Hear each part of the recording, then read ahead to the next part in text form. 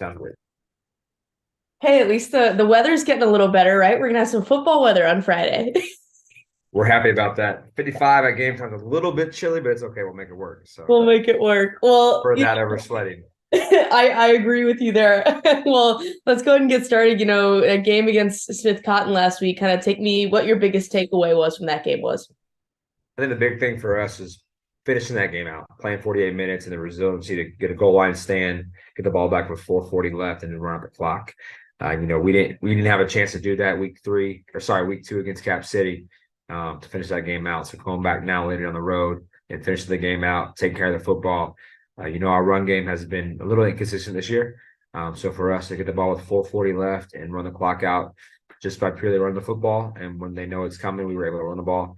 That's a big sign for our program on offense, especially defensively. Guys making plays to well right with that PBU to on fourth down. Guys stepping up, playing both ways. So that's been awesome to see. What kind of went into that? When you look at the growth from Capital City to now, what do you feel like the biggest thing you guys did, maybe, in practice and in games to kind of close that situation out? I think it's consistency. Number one, just every day working at it, preaching certain details. Our guys buying in, and later in the year we learn our lessons, and that's the big thing is making sure we learn from mistakes we made early on and how we can change from those. But we've practiced hard. Our guys are buying into the system, the changes that we have. Obviously, being here only about 8 weeks now, 9 weeks now, so they bought in and they're doing a great job. So really, to see the growth has been excellent for us.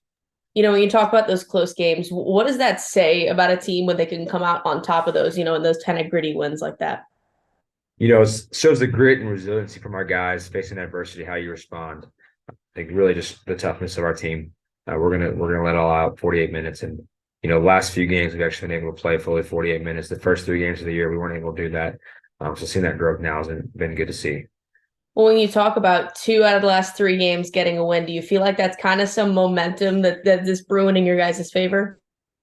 It definitely is. It definitely helps out being conference wins at that too. So guys we're familiar with.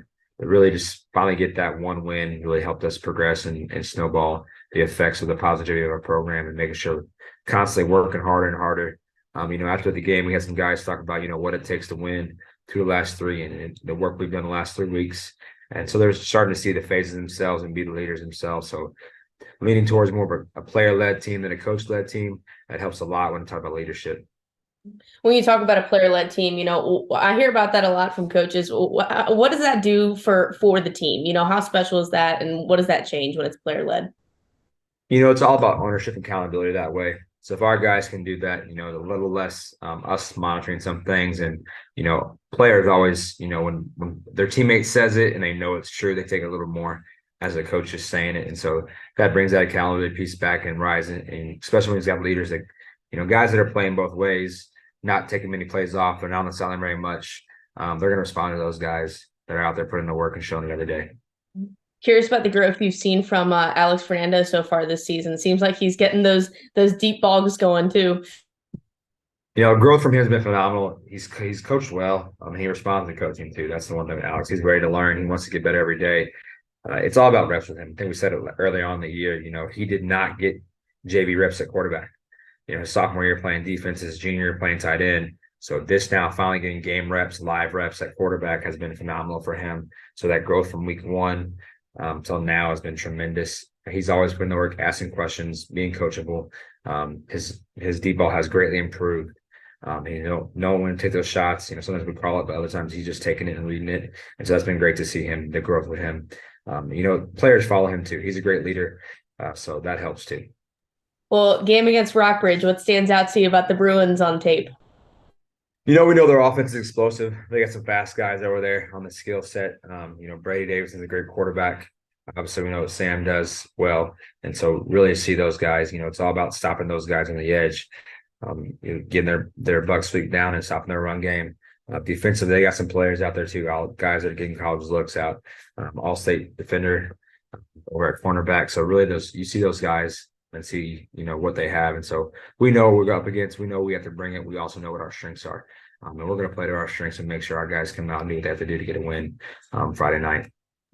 Well, without giving away too much defensively, what's the key to stopping an offense like Rockbridge, putting up upwards of 30 points in many games this season? Our front six is kind of our heartbeat of our defense. And so making sure they can dominate up front and kind of do what we do best with those guys. And so if they can control a line of scrimmage, we like our chances, that's for sure. But really, it's about corralling those guys. They may get loose here or there, but making sure it only happens once or twice and learning from those mistakes that we may make. But that line of scrimmage is important for us, important for them too. So we can control that line of scrimmage. We'll do things well, I think, Friday night. When you talk about these intercity games, whether it's between Battle Hickman, Rockbridge Battle, whatever it is, how special are these games? And do you kind of feel like Battle Rockbridge is beginning to be a little bit more of a rivalry too? It always has been for us. Way back when we opened, is always battle against Columbia. So that's kind of those two games alone kind of bring the excitement, bring the energy. It started on Monday with our guys. You kind of see a little bit of it, and it grows every week. So the big part of this game is controlling those emotions. Don't be too high, too low when something happens, but understand like it's all so we all know each other. So that's also a big thing with the guys. They always want to beat their friends and beat guys they know. So always bring that intensity, and there's definitely a little more focus on these weeks from our kids too, which also helps. And so really for them, it's just control those emotions. But yeah, we always enjoy a good rivalry. Columbia, Hickman, and Battle and Rockbridge always are the things that stick out for us. Yeah, last time, obviously, when you had one of these games, it was at your guys' house. But when you go on the road and you're at Rockbridge, and Rockbridge always provides a good environment there, how do you prepare your kids for an environment like that? They take it one game at a time. They kind of know what to expect. They also know a little hostile environment. But it's their homecoming. Somebody said maybe their senior night too. I'm not too sure, but their homecoming at least, it's going to be a big crowd. So a lot of our guys love that energy, and so that's one thing is and making the positive out of it. We know it's going to be loud. So we're looking forward to it. We always love to coach in those games, love to play in those games. So it's going to be fun and kind of sink in that moment. I understand like it's a great time to be a Battle high school football player.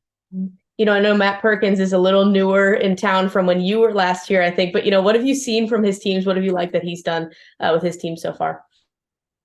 Obviously they have a great program last year. Winning the district title and going for that, getting that playoff run. So they have just some good things over there. Really, they play sound, good football. They're always structured. Their offseason numbers I know were great. Their program's growing, so that's obviously they're doing some good things in that program. A lot of respect for those guys over there. Finally, when you get to we're near and it's hard to believe the end of the regular season here. We're in this home stretch. How important is it to kind of get that momentum, like you said, going right before playoffs start? It's very important. We want to kind of go into the postseason, on the high, on a good momentum for us and energize. So it's really important to kind of barrel down one game at a time, make sure we take it easy. In that mindset of not thinking too far ahead. It's one game as Rockbridge this week. Play hard, play fast, play physical, and then it's on to after that. So really, it's high school minds are always typical of trying to not think too far ahead. So having that focus has always been tough, but for our program, but honestly, our guys are responding well. And so really zone in. It helps that it's Rockbridge this week, but the momentum later on, then it turns to Jeff City and Hannibal. So always good games, good rivalries there. Well, awesome. I appreciate the time. I'll see you out there on Friday night. Awesome. Thanks so much. Yep. See you soon. Bye. Have a good one. You too.